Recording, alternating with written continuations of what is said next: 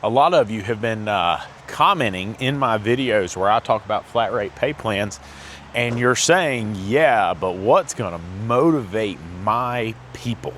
You see, the problem is that the flat rate pay system, strictly flat rate, uses monetary gains to motivate people.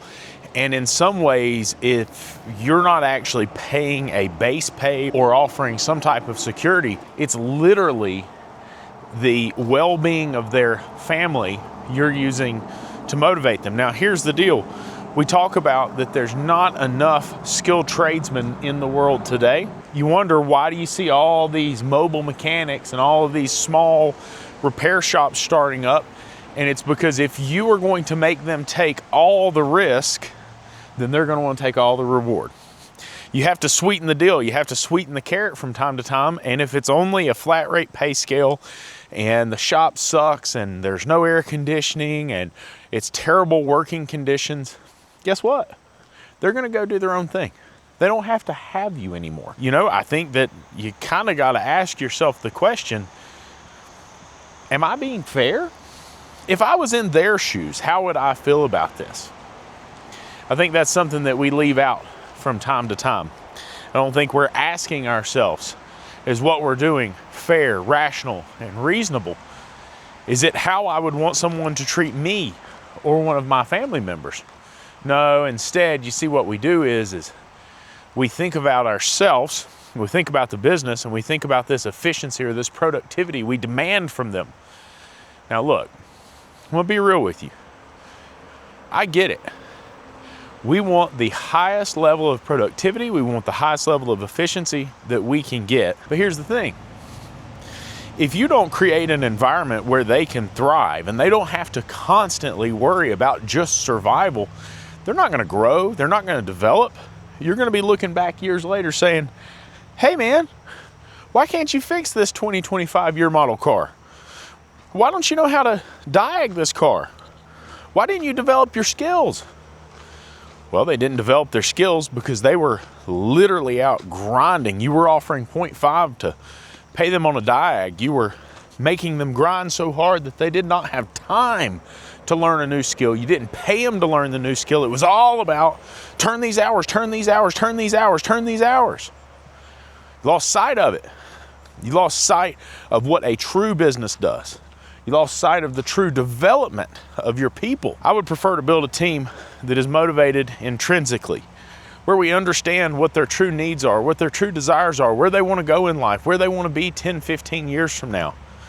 Now, I get you old, bitter, grouchy shop owners, and those of you who are solely focused on money, you say, I don't really care.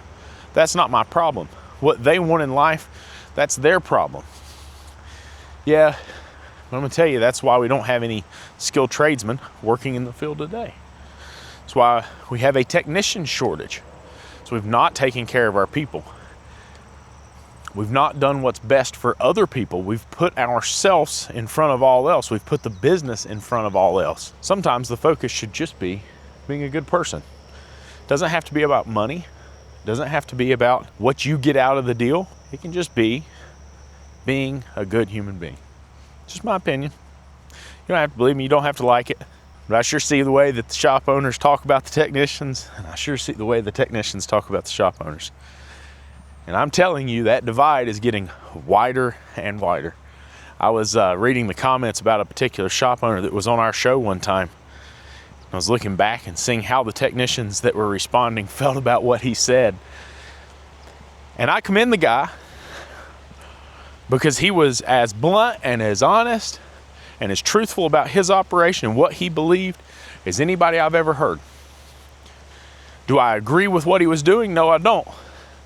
And neither did the large majority of our listener base.